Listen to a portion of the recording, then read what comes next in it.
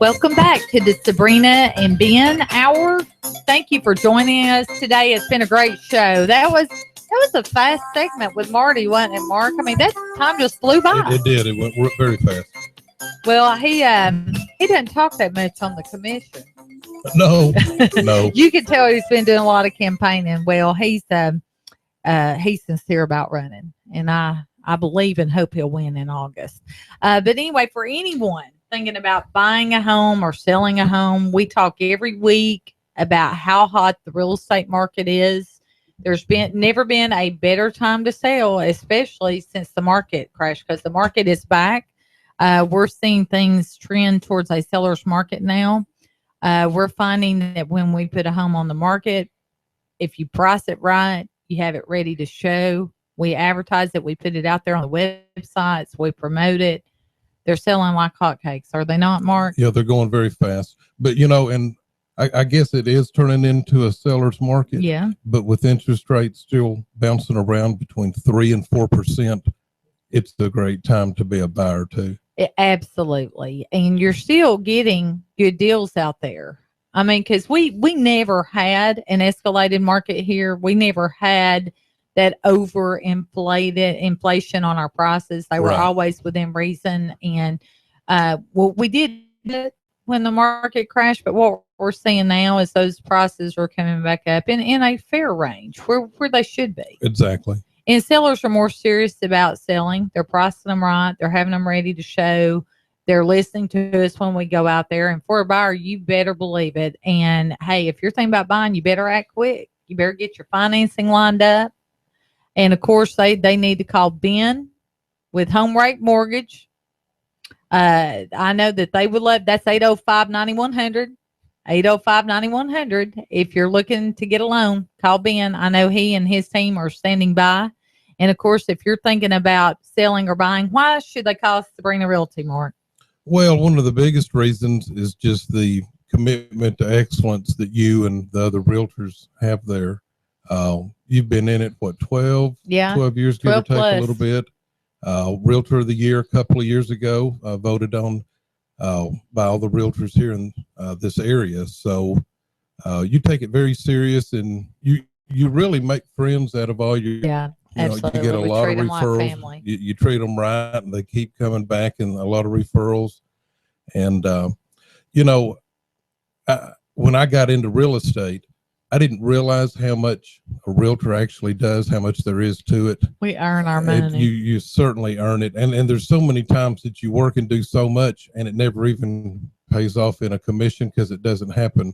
But one thing I've noticed is the work really begins once you get a contract accepted. True. I mean, there is so much to getting it to the closing table, making sure that all the I's are dotted and T's are crossed. It's unbelievable. And that's why experience really matters. And being able to maneuver around challenges. I mean, because every deal has its own challenges. Yeah. And you've held a lot of things.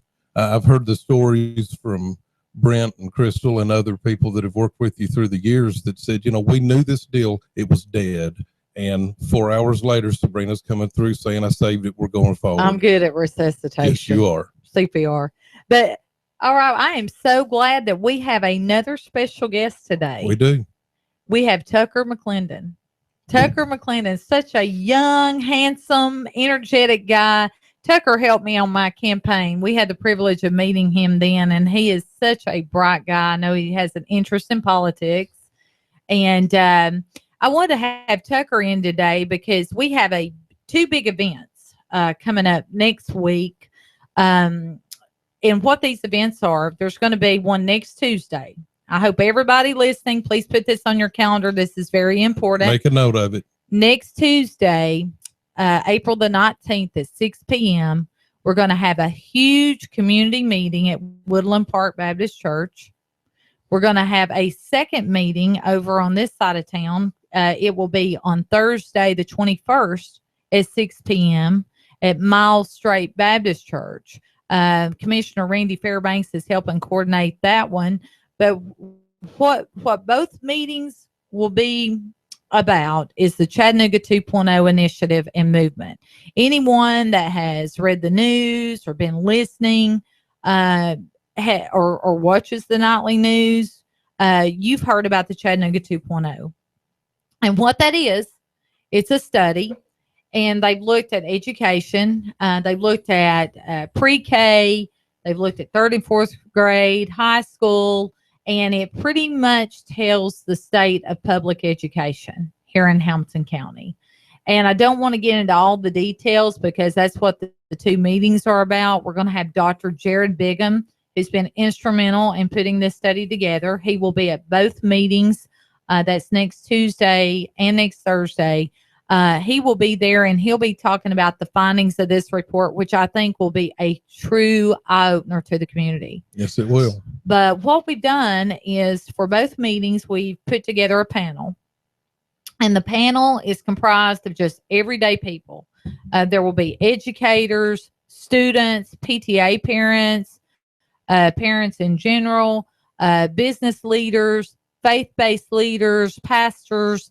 We wanted a good, diverse group to make up the panel. And the panel will be discussing public education. Yeah, not necessarily a complaint session, but more Absolutely of not. How can we move forward? We don't want it to be a complaint at all. We want it to be a productive meeting. First of all, we want it to be informative. As Dr. Bigham talks about the Chattanooga 2.0 findings, we want that to be an informative session. And then we're going to bring the panel in, and we're going to let the community at large, the taxpayers who fund education, come up and ask questions, talk about concerns, anyone there. And I think right now, everyone has a vested interest in public education. It doesn't matter. For the baby boomers, your kids have already been through school, whatever, you own property, you pay property taxes, you have a vested interest, whether or not you know it, in public education. And trust me, we want to have the best schools because those schools have a direct impact on your property value, whether it's a positive impact or a negative impact. So it's very important. And I think that we owe it to our kids. When I go to the polls and vote or anything I do, my decisions, for the most part, I've lived probably half of my life. So I'm looking at my kids that are in their early 20s. Every time I go, I'm thinking, how will this affect them? And even beyond that, I'll probably be a grandparent one day. So I'm thinking about my grandkids. So I'm looking into the future. And Tucker, I know you're going to serve on this panel for me. Yes. You are a young man that has been through public education. You actually went to Ooltewah High School. Graduated in 2003. You're a recent graduate, and you now currently are at UTC. Yes. Correct? Well, kind of tell for anybody listening, because you are a recent graduate, especially Ooltewah. We hear so much about Ooltewah, and actually, Mark and I graduated from Ooltewah. So go Owls, Go right? Owls. I won't tell you what class I am. I'm 29 and holding. We'll just put it that way. Holding on for dear life. But tell us kind of like what it was like at Ooltewah, because we hear so much about Ooltewah. What was it like for you? And just be very honest. Yeah. Well, about the negativity around Ooltewah, especially since late December. My time at Ooltewah was the best 4 years of my life. It was a great atmosphere, great learning atmosphere. It did have its problems. No one talked about it. That's why I've kind of been vocal. Yeah. And how this has been handled, not only with the school board, but at the administration level at Ooltewah. I mean, Jim Jarvis, the now principal, he was the AD and the assistant principal when I was there. Right. And it was common knowledge that if an athlete got in trouble at Ooltewah, they went straight to him and no one else. And you really didn't hear anything about after that. My principal was Mr. Bean. The next year, he left. The entire administration, except for one, was made up of coaches. Wrong with that, but there still has to be accountability, and that we have to see that they're doing the right thing for all the students and not just athletes. Right. Well, you're a very smart, bright guy. So I would think that the curriculum was quite challenging because I've talked to you numerous times. Yeah. You worked with me on my campaign. You're a very smart, bright guy. So did you graduate in the top of your class? Yeah, I did honors classes. I did AP. I think Ooltewah is the only school besides Signal Mountain that has an IB program, which is huge. Anyone in Ooltewah, tied into property values, that it's huge. There's only a select few schools in the state that are that. That's great. It carries across the world, not just here. You can go to universities in Europe, and that credit carries over. So, I mean, they have a brand new home ec class. They have the STEM Academy. Yeah. Oh, wow. Global Studies Academy. So it's a diverse school, very much so. Yeah, well, that's really good. I know times have changed a lot probably since we graduated. But did you back when you were a student, did you get a sense that there was a lot of bullying going on, or is that something that you didn't really talk about? Or I wouldn't say there's a sense of bullying going on. Not that I knew around my friends, and I like to talk, so I would just talk to anyone and everyone. Not that I saw there wasn't a violence problem at all. We had a few problems when the county started the sister school programs and integrating new students into Ooltewah. Had a few issues there, but nothing as far as major bullying. I mean, nothing that not every other high school is going to have in America. Good. And as far as when you graduated, and I don't want to ask you anything too personal, but I mean, as far as your ACT score, obviously you had to take the ACT. Did you feel prepared to take that test when you graduated? Did you take it more than once? Yeah, I did take it more than once. And part of that is just because I'm a horrible test taker. Yeah. That's another thing with public education is, I stayed here at UTC to go to school. Right. You can talk to almost probably any Hamilton County graduate. Students aren't prepared. So you didn't feel prepared? No, I didn't feel prepared. You be candid about it. It's not so much I wasn't prepared. It's just a really sharp learning curve. And I don't know if public schools can do that. Just because there's so many needs and students go to different walks of life, to community college, 4-year degrees, to I can't think of the word, to, specializing in welding and that kind of stuff. Right. Vocational. Yeah. Thank you, Mark. And I don't know if they can do that, but I felt I could be a little more prepared. Yeah. In how I was brought up at Ooltewah. And I mean, even I think Ooltewah is in the top 2 or 3 of high schools in the county in ACT scores. I think the top third. I mean, if I would have went to another school that had a lower, I guess you could say score on the average on the ACT, totally different situation and experience that they experienced when they got to you. From what I recall, Signal Mountain was number 1, and I think they had 43% of students that scored high enough on the ACT that indicate they were ready for college. East Hamilton was 21%, and Ooltewah was 19%. And then we had a couple of high schools that scored 0%. Yeah, and that's what this meeting's going to be about next week. Both meetings, and again, we'll promote those again at the end of the show.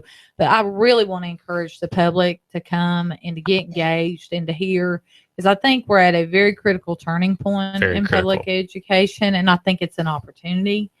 And I say that in a positive way. I feel that with a new superintendent coming on board, and just the way that the public in general is paying attention to public education, we need to capitalize on that. And I think for the most part, a lot of people want to get involved. They want to do something. They just don't know what to do.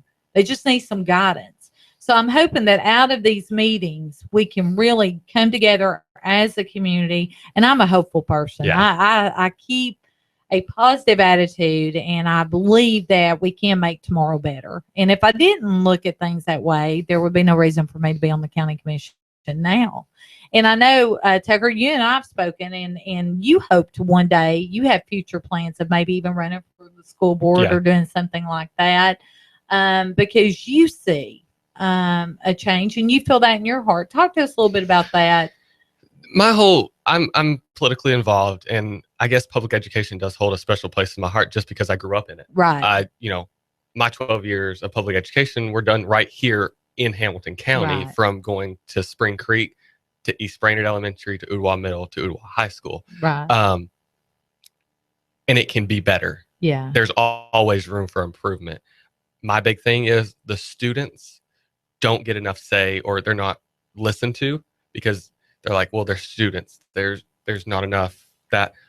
But if you listen, especially to your high school seniors that are about to graduate, they're going to be brutally honest with you. Yeah. We need to listen to them. You're right. Just because they don't pay taxes, you know, a lot of them can't vote. We shouldn't ignore them. They're our next generation. They are our next generation. That's why they are so important. And that's what I'm talking about.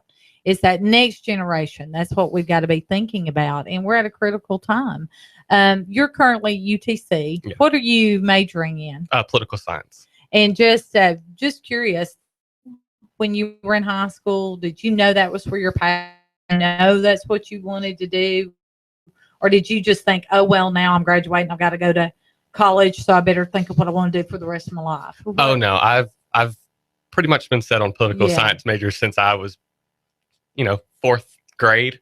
I mean, it's in my blood, I would say. Well, that's good to hear, because, you know, I know and I can look back like yesterday on this, when I graduated high school and my parents were like, okay, so what do you want to do now? You got to go to college. You got to make a decision. What are you going to do? That was the hardest thing for me, was thinking, what do I want to do for the rest of my life? And I did go to college, and I got a degree in the medical industry, which I'm not even working in now. So, but I do believe in being a lifelong learner too. But that was such a hard decision. I still don't know what I want to do when I grow up.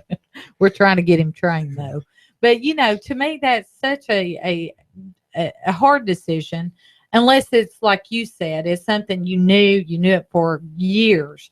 And not everybody's going to be cut out to go to college. And that's where in Hamilton County, we've got to do a better job of getting those opportunities for vocational training. We do. Because we need auto mechanics, we need plumbers, we need electricians, we need computer specialists, we need all these things. And so not everyone's going to be prepared to go to college. So we've got to fill the gap and be able to get those people properly trained so that we can meet the workforce demand. And those vocational trades, some of them you can make some serious money. I mean, it's a much needed demand out there. So we've got to have that. What was the line Rubio used? A welder makes more than a philosopher or something like that. And it's true. You know, I think another reason Chattanooga is in this beautiful spot to do something. We have the tech industry here. We have Volkswagen here. I mean, it's just, we got to use our resources and say, hey, y'all are going to invest in this community. That doesn't mean 5 years, 10 years from now. This means 20, 25. So you have the workers that have the skills to make your product, to, you know, write code, to make Passats or whatever. And we have the technology. I mean, with EPB, the smart grid and everything, we have the technology. And I feel that we are a startup friendly community. Very much so. So especially for the young millennials and stuff, people coming out, I think it's a great place to start a business or anything. Well, you're going to UTC, and I know there's been an incident that's recently happened out there that involves politics. And for anybody listening, because I've read some about it, but I don't know all the ins and outs, kind of tell us what's been going on at UTC and how you've been involved, because I know you've been instrumental in this situation. Yeah. So last week, or rewind to 2 weeks ago, we had our Student Government Association elections. We had a coalition, which is just like a political party on campus, that ran on unity, diversity, and all that. They're called Empower UTC. Last week, we had one of their senators that ran. She did get elected. She went on campus doing Trump chalkings, you know, put Trump 2016 with the hat, Make America Great Again, picture of a wall. And the president-elect and the vice president-elect asked her to resign for doing so. Just for showing she was a Trump supporter? Yeah.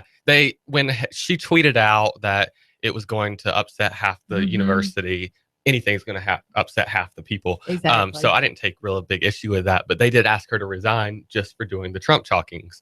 I took kind of offense to that as being a conservative on campus, because we are a minority on campus. Right.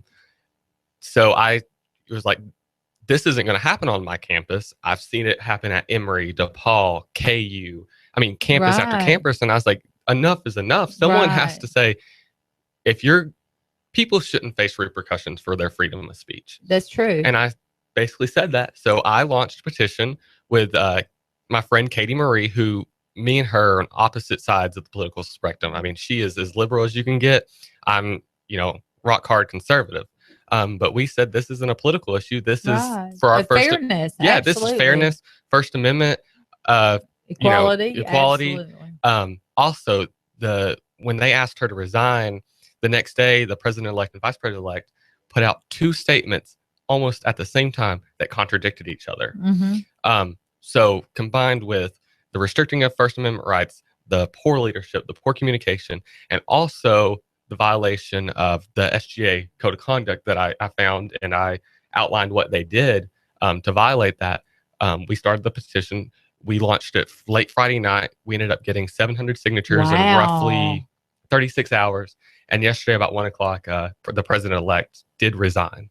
Okay, and so this was the troublemaker in the situation. Is that correct? I wouldn't say troublemaker. He was the one that escalated it. That said, just because you did the Trump chalkings. Is it just because she's a Trump supporter? Yeah, and I talked to him on Friday, and they knew before when they asked her to join their coalition that she was a Trump supporter. But it was just they caved to demand that action had to be taken just because she was vocal in her support for Trump. Well, have you been getting any repercussions yourself for taking a stand to her defense? Because I do think, and I want to commend you on your boldness, Tucker. We need more young people that are willing to stand up for what they believe in, because every view should have an opportunity to be heard. And so I really want to commend you on your bold stance. Have you had any repercussions from any of the other students or anything? Well, I sent out an email to the entire student body through our student organization OrgSync page is what the university uses, and let me send a message to everyone. I got hateful stuff back from people. I mean, just vulgar stuff. I didn't really care. I just responded in kindness and said, hey, this is why I'm doing it. You don't agree with it, but let's be civil. And then the university didn't really take kind that I sent an email out to the entire student body. But well, you are our future, and I'm proud of you. Thank you. Proud of you. I'm proud of you for standing up, for having the boldness, even when you're in the minority. And that is to be commended and respected. So thank you, Tucker. And I just appreciate you and all that you're doing and being involved, even at a young age, and in your community. It means the world. And I'm glad you're on my team. Thank you. And so, again, the meetings will be next Tuesday. Come out and hear about this Chattanooga 2.0 initiative. It will be at Woodland Park next Tuesday at 6 p.m. That's April the 19th. There will be a second meeting next Thursday. That will be April the 21st at 6 p.m. at Miles Strait Baptist Church. Commissioner Fairbanks heading that up. Go to the Chattanooga 2.0 website if you want any additional information. And, of course, if you're in the market to buy or sell a home, call Sabrena Realty Associates. We don't have any administrative fees. We have competitive commission rates. We use the latest technology to promote your listing. Give us a call, Sabrena Realty, at 423-499-7780. That's 499-7780. Or visit our website at SabrenaRealty.com. And please join us next Tuesday here again, 11 a.m., 12:40 a.m., Hot News Talk Radio.